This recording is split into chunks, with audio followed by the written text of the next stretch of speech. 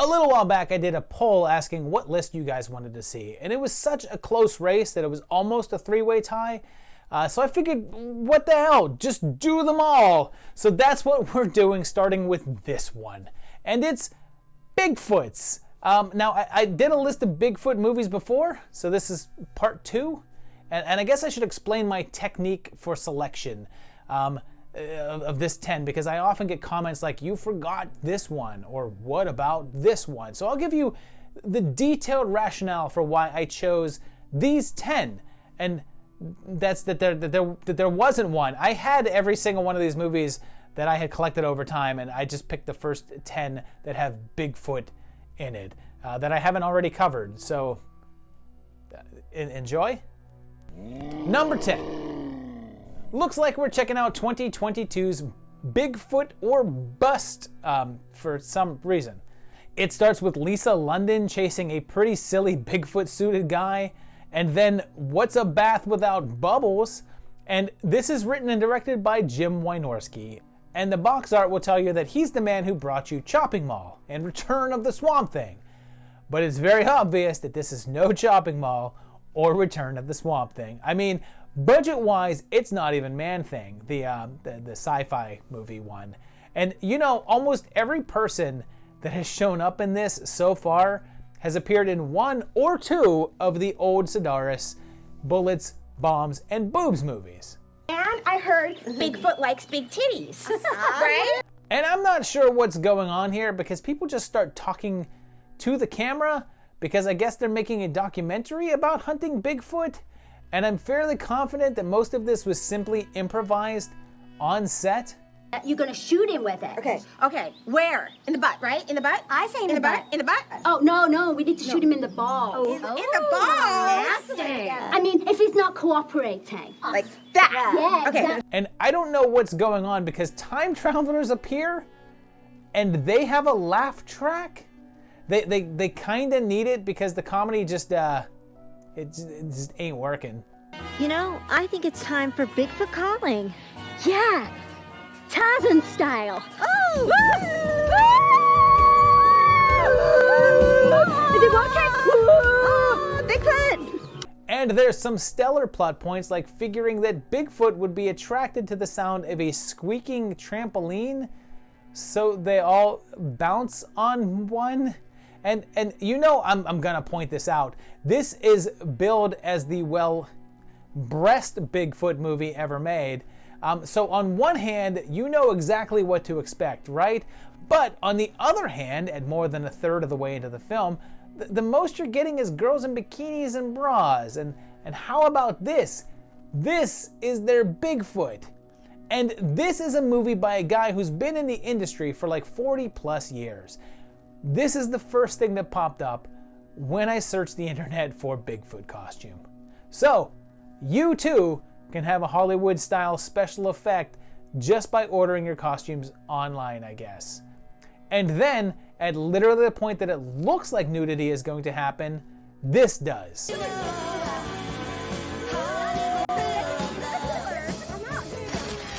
Hi, I'm director Jim Wynorski, and I'm stopping this film right now.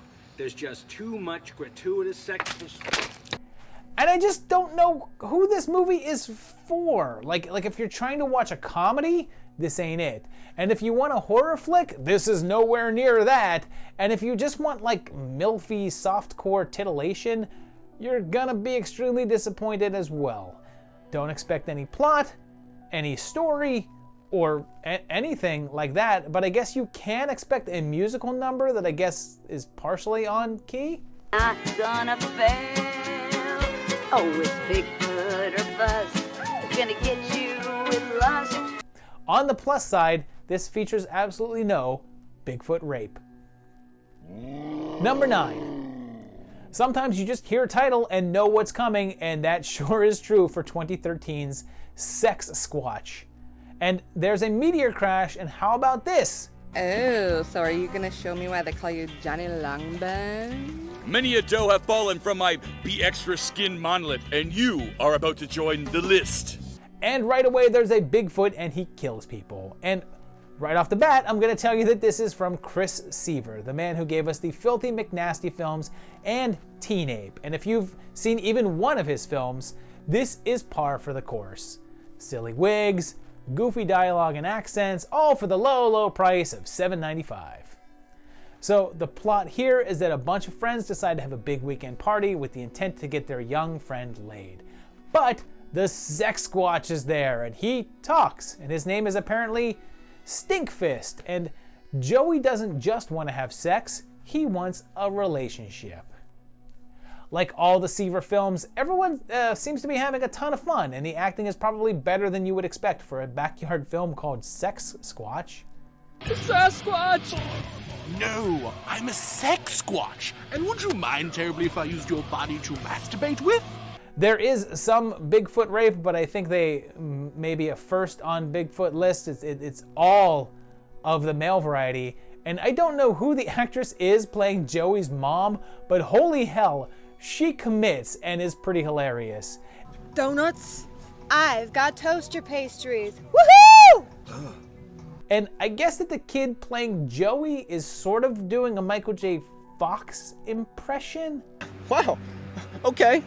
Aggressive. Cool. It's kind of one of the things I like about you, Jen. And this is all so incredibly stupid, but also oddly infectious. Did you know that the KKK adopted a highway just a few miles away from my mom's? Because I know in my old video that featured some of his films, I tore some of them apart, particularly the older ones, but I've since grown a particular fondness for them. Sasquatch is, I guess, an alien who is here to kill as many people as possible, and this is just under an hour, so it goes by pretty quick. And you may judge me for this, but I had a good time with this one. I feel like it's similar in theme to Bigfoot or Bust, and also features oddly sexual content with no actual nudity. But where that one fails, this actually kinda succeeds, but your mileage may vary, I guess. Lucas! My buddy! My brother! Number 8. Here's a different take with 2019's Hoax, which starts off pretty familiarly. I don't want to scare anyone, but I'm gonna give it to you straight about Bigfoot. The group of campers are all attacked and killed by what seems to be Bigfoot, and a TV producer decides that he wants to take a team up there to find out what happened. Stevie Wayne is here, and TV Guide recruits an ape specialist, one of the missing kids' dads, a journalist, and Bosworth, or the Night Slasher, or if you're a Buffy fan, the Judge. They all head out to the same area as the massacre to look for signs of Bigfoot along with the Sasquatch expert, and when members of their group go missing, there's some evidence that shows up around that seems to indicate that the big dude is there. There's weird photos, thermal scans, and sounds in the distance, but is it really Bigfoot or is it all in the title? And this one is directed by Matt Allen, and it's his feature debut, and for a first-timer, the look of this film is pretty solid. I'm not sure what the overall budget was here, since there doesn't seem to be information about it online, but I'm assuming it was pretty low, and if so, it looks better than, say, your average sci-fi production. And Allen is clearly a horror fan, since there's sprinkles of dialogue tributes to other films throughout, not just that opening campfire bit. Tensions rise as they think Paxton is faking the Bigfoot stuff, but he's adamant that he's not, and there's a pretty damn impressive ATV stunt, and the furry fella eventually shows up in a pretty cool suit. And it's a pretty good, but if kind of familiar film, but it takes a pretty odd and abrupt left turn in the finale that kind of drops the ball, because it wants to have its cake and then eat it too, but then doesn't even want to give us an actual ending. But hey, no Bigfoot rape in this one either. Number 7. Moving on now to The Legend of Six Fingers from 2013, which starts with some stellar acting. Stop that. You're supposed to film, don't talk. Start over. Is that still on? No. Hello, my name is Neil Rockwell. And yay, it's found footage, and I will preface this once again with a note for indie filmmakers. If you're making a low-budget found footage film, it's vital, and I mean vital, that you hire good actors that feel like real people. It's harder to act like you're not acting and what's happening is real. So if you fail that, the whole movie collapses in on itself. And within the first 5 minutes, this is 100% collapsed. Debbie Rochon is in this, and she's actually a pretty decent actress, but here's exactly the particulars that I'm talking about. There's a difference between acting like a character in a movie and an actor in real documentary-style footage. This whole sequence makes me feel like I'm watching an actress and not just a casual interview with a real person. And the director here, and co-star, is Sam Qualiana, who also made Snow Shark, which I featured in my terrible Christmas movie list. So I'm losing faith here as he cast himself as the sassy cameraman who definitely has sex with the hot chick, of course. They're trying to figure out what's killing the animals around town, and Lynn Lowry pops in to tell the story of Six Fingers, who's basically a Bigfoot creature that slaughtered settlers ages ago and made a deal that every season there would be an offering of livestock. But since everyone that believed in the pack has since now passed away, the creature is apparently returning to attack the area. They head out to the woods to investigate, finding footprints and seeing branches shake, and they catch sight of him.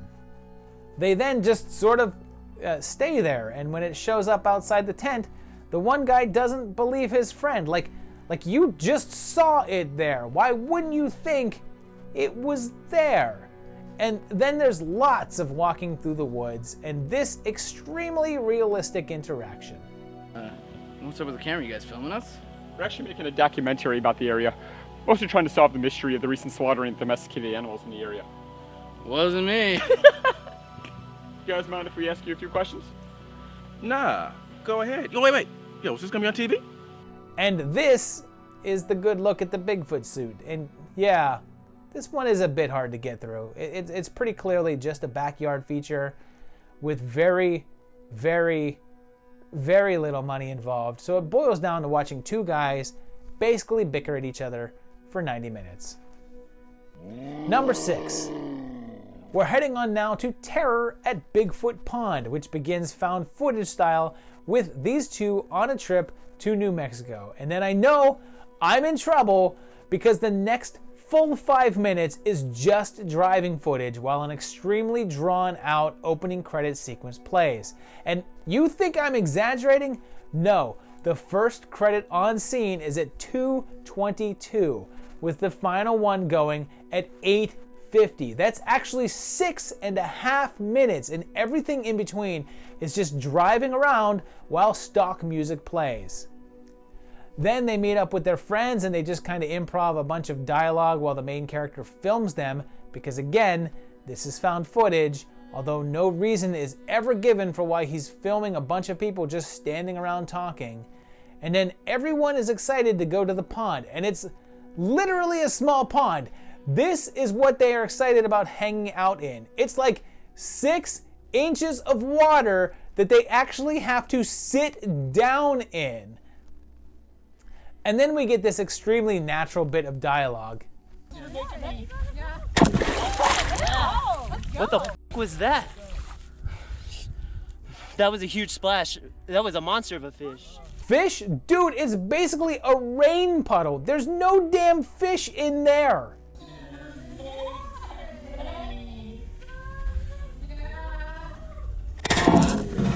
He's then bought GoPros for everyone with head straps, and everyone has decided that they're just gonna wear them around on their head for the whole trip, which is, you know, a perfectly realistic thing to happen at a party. Then there's spooky music because nothing makes you think you're watching reality like a random piano tune.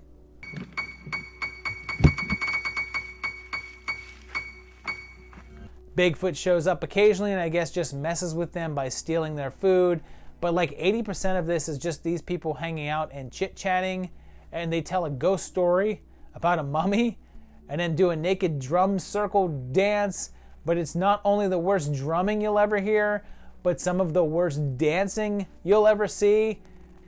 Everyone just looks so uncomfortable to be there, and I just kind of feel bad for everyone involved. But Then when everyone goes off to have sex, I guess they're all still filming, but now there's soft piano music, and they set up the cameras, and at times it looks handheld, so I don't know who's filming.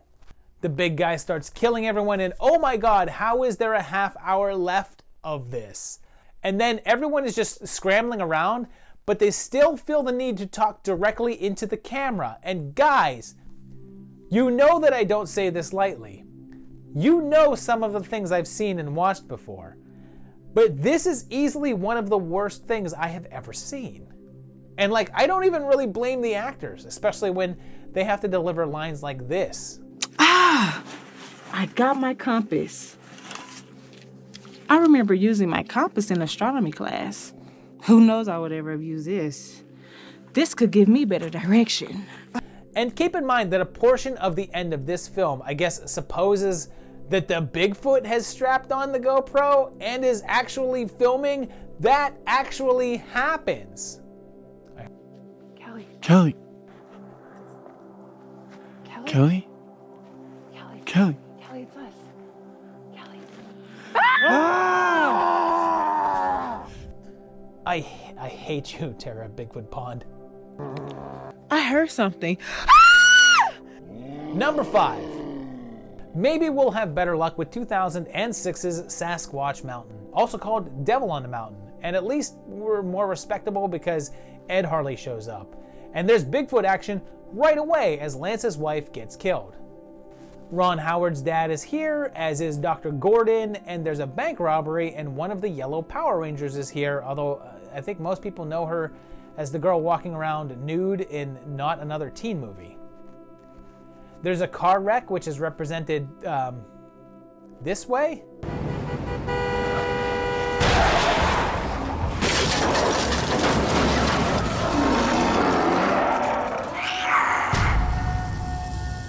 And when Aaron runs afoul of the robbers, they all head up into the woods, chased by the police, including Dollman. Bigfoot appears and kills one of the thieves, and Chase's daughter is here, and she looks around the same age as the actress from the beginning who was playing her mom. And you know, I'm glad that we're finally checking one out here that has some sort of budget, even if it's still pretty low. IMDb says that it's a little less than $1 million, which is possibly the budget of most of the others on this list combined, and it does have name actors in it, like a bunch of them. So surprisingly, but it kind of falls into the same traps as the super cheap ones.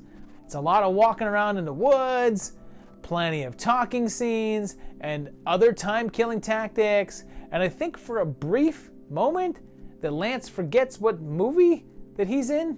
You listen to me, Pumpkinhead.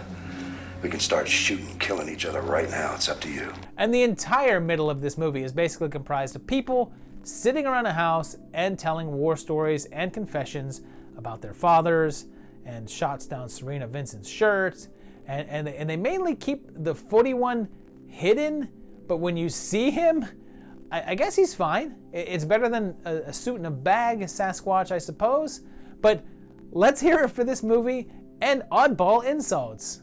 She's my family, you stinking sack of bad cheese! And I have to say, without the cast list and somewhat professional filming techniques, there's not much to differentiate this from the backyard entries on this list. Number 4. Next on the list is 2021's Man Versus Bigfoot, and you've got Jack here, who's haunted by his dreams, and he's going to group therapy to help his PTSD. And his brother decides to go on a big hiking trip by himself, making sure to take photos of this stock footage of a bear in a tree. He gets attacked by something, and the search party finds his tent and his phone, which contains photos that make Jack think that there's something out there. So he straps up and heads out in search of, and Jack is actually played by David Ford, who not only plays the lead, but also wrote the film and directed it as well. He randomly meets up with a native tracker who has the 411 on the Squatch. He witnessed Bigfoot's kid being shot, and he's in mourning, so I guess he's killing people in rage. And pretty soon, he's facing off against Footy and does a predator jump. Speaking of predator, he also takes bullets out of his wounds and heals them with mud. But honestly, for the most part, like a bunch of Bigfoot movies, apparently this is about 70% of just a man walking around in the woods. And oh, hey, we also do the Rambo, I'm gonna cauterize my own wound thing, which just so happens to be in the same place as Rambo's. The actual creature suit itself is, oh, okay, I guess. It's not terrible, but damn does it remind me of Chaka from Land of the Lost, like all grown up. It's overall fairly dull, and the ending of the movie flat out just negates the purpose for the entire movie even existing, really, so I'm not sure what the point of it all was. There's really nothing accomplished or gained, and I suppose that the whole thing was supposed to be some sort of way for Jack to confront his PTSD, but nothing in the encounter seems to really resolve that, so it's kinda all for nothing. But again, no one gets raped by Bigfoot, which seems like a theme in this block. The last time I did a Bigfoot movie, people were getting taken advantage of left and right. But in this one, with these movies, it's not a thing at all. And you know, I could not be happier about that. Number 3. Coming up now, we're going way back to 1979 to Bill Rabane's The Capture of Bigfoot. If you're not familiar with Rabane, he directed like 100 movies, including one that's considered one of the worst films of all time, Monster A Go-Go. This starts with this simply stupefying opening song. I long to find my place in time. As far as I see, this land is mine. And begins with a couple of hunters who have captured what seems to be Bigfoot's offspring, so he attacks them. The sweet, illustrious sounds of Buck Flowers' voice are here, and they don't refer to it as Bigfoot, instead calling it Arak. But I mean, the movie's called The Capture of Bigfoot, and old Jake here is haunted by something that happened 25 years ago. Arak was worshipped by the natives of the area and protected them, but was never known to harm anyone, except for one incident 30 years ago where he killed 7 people. When we see him, well, he's a little more Yeti than he is Bigfoot, and there is plenty of just kind of walking around in the snow. But these guys shoot the little one, so Big Arak appears, and there's a sheriff who won't shut down the area because of the tourism money of the local ski resort. Well, I'm doing everything I know how, you know what I mean? And this movie's claim to fame is being considered a pretty terrible movie, but not just by anyone. No, this film was distributed by Troma, and Lloyd Kaufman himself considers it as one of the worst movies that they've ever put out. And that's saying something. And honestly, it's not really that bad, it's just boring. But the Bigfoot suit is pretty cool, even though it's more of a Yeti suit. And they actually do call him an abominable snowman in the film. And in fact, the word Bigfoot is never said. So I guess that it's actually debatable if you want to call this a Bigfoot movie, but it's freaking called The Capture of Bigfoot. So what can you do, really? You want to know how slow this one is? Well, The Capture of Bigfoot that's promised in the title doesn't happen until the 1 hour and 10 minute mark. And at that point, there's only 20 minutes left in the movie. Number 2. There's a few movies simply called Bigfoot, but here's one from 2006, and it starts like it's Godzilla vs. Bambi or something. And it has a military dad moving to a new town with his daughter, and he has some help from police officer Bob, played by Bob Gray, who also wrote and directed the film, because between this and Man vs. Bigfoot, it seems that being an actor and making a Bigfoot movie that you put yourself in is a thing. He makes sure to cast himself as a smooth dude with expert moves, and pretty soon something is killing dogs and bird watchers. And when they find the body, Jack makes the call pretty quickly. There's no bear. What? It's Bigfoot. And the movie makes sure to give us lots of important moments, like an extended kids' baseball game that seems to go on forever. But it's actually more suspenseful than the Bigfoot parts, so I'll take it, I guess. Plus, it ends with this kid, who is wearing a baseball jersey that is about 7 times too large for him, getting yoinked by the big dude. But like every other kid, had a normal uniform that looked like something you'd see for a real team. But you never see the other team except for this one kid with his dad's shirt on. The movie follows the Jaws formula with one guy realizing the problem, but no one backs him until a kid gets killed, and a trigger-happy posse heads out to try to find the foot. And they do find him, and it's a decent suit, probably better than most of the lower budget ones on here. It's pretty entertaining for its budget, like you can tell that it's not taking itself too seriously, but it's also not treating itself like a joke. IMDb says that it costs around $40,000, and that sounds right. And it's a pretty solid effort, but keep in mind, that might just be because I'm comparing it to most of the other ones on this list here. It's possible that I'm not thinking straight. Number 1. I have a feeling I'm going to regret this, but here's 2019's The Badge, the Bible, and Bigfoot. And oh boy, here's how it starts. That Jesus Christ is your Lord and Savior. So we have the mayor and police chief here, and they're played by Ashley Hayes Wright and David Owen Wright, a real-life husband and wife, and Ashley was the film's writer and director. And wow, the cinematography on display here. Maybe you should swallow humble pie. Like, what was that? Are they keeping that guy's identity a secret? Was it just bad framing? Did they not have another actor, so Wright had to play that part too? So they cut off his head so you wouldn't know? What the hell was that?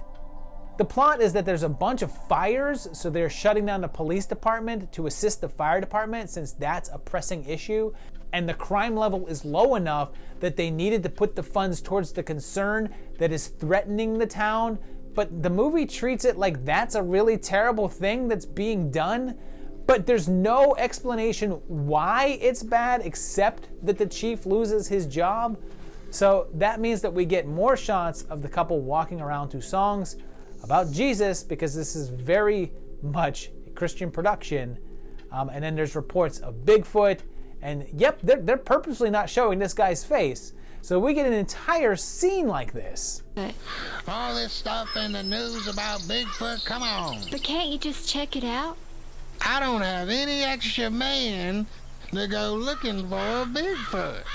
And it's not Owen just playing both parts, because the character is credited as Ronald Wright, coincidentally another Wright. In fact, on IMDb, out of the 7 actors listed, 6 have the last name of Wright. And oh my god, this is an affront to every filmmaking instinct I have. Like look at this shot.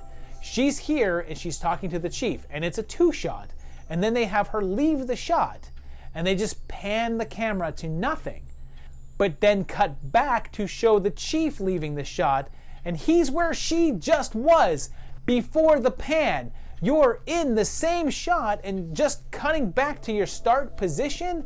It's really awkward and not necessary. We don't need to see the chief leave the area. We, the audience, can assume that he left and will not be confused when we see him somewhere else in the next shot. We're not going to be saying, wasn't he still on the dock? How do we know? We then meet these 3 teen girls who all look similar and guess what their last names are. And then they're in the woods, right? And they hear a noise and get freaked out and run. Oh my gosh, what is that? Go, run! Run! And then like literally 2 seconds later, Guys, let's play hide and seek. Cindy, you first. they get attacked by Bigfoot, and yeah, the whole not showing the sheriff's face thing is just really weird and distracting, because with the way that it's shot, it doesn't look like they're doing it as a plot point. So it's not like you're thinking that there's some big reveal coming up. It just literally looks like they're hiding his face in a really awkward way for no reason. And it's basically the only thing that you can concentrate on when they show him. And then practically every scene has either the mayor or the chief in it, but you almost never see them together. And you want to know why? It's because when one's on camera, the other one is holding it. And like, watch her just standing here waiting for action to be called. Savannah!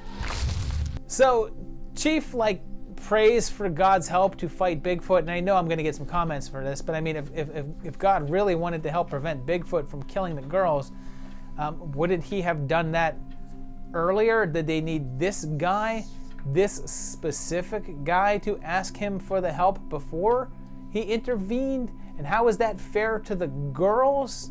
And yeah, this is pretty goofy. It's really just this family making a film in their backyard.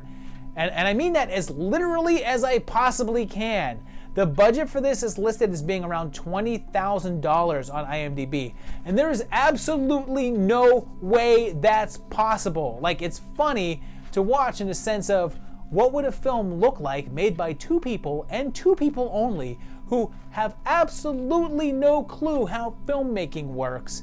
And yeah, anyway, since this is a good Christian film, Bigfoot only captures the girl and takes them to his nest, and they wake up and are confused, which is hilarious because based on the footage earlier, the girls have been missing for days. So are they just waking up now? Did Bigfoot like super roofie them or something? Oh, but there's only two now. So I guess one was eaten or whatever this Bigfoot does, and the girls pray for help because, you know, couldn't do anything for this, I guess. And if you're saying, well, maybe that $20,000 was spent on a cool Sasquatch suit, nope.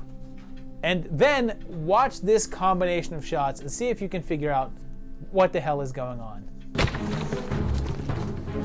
I can't believe that kick didn't hurt him. That's because you kick like a girl.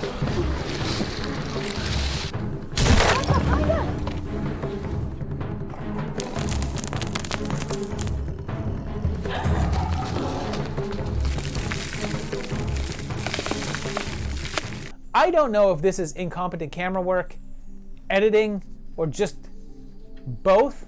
So if you've ever taken a filmmaking class or watched a video on filmmaking or ever read a book on how to make a movie and you thought to yourself out loud, what if I broke every single one of these rules and just did the opposite of what it says?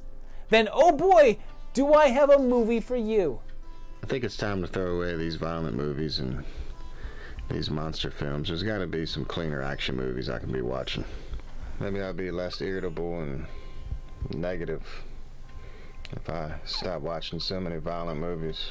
But like, you made a monster movie. This is a monster movie. I want to be clear here because I read the director's statement about being mad about the state of films and such, and this speech is not the character. This is the family putting their worldview into the film, which is ironic because they made a monster movie which features a sequence with this guy punching a forest creature repeatedly over and over again. So maybe take a look at that glass house you're living in, dude, and just put that old rock down on the ground. Finally, I mean, look at this. This is the end credits. This is where you put the actor's name, and this is the character they play. They understand that for this part, but then look, apparently Gary D. Clark plays the character of Is It Enough? And there's two Isaac Benjamins in the movie. One plays a character named Surrender, and the other one is Tidal Wave. And yeah, they just, I guess, listed the musician who did the songs and their song titles here in the cast list, like that's something that you do. But then, no, they actually give them song credits, so I don't know what the hell is going on here.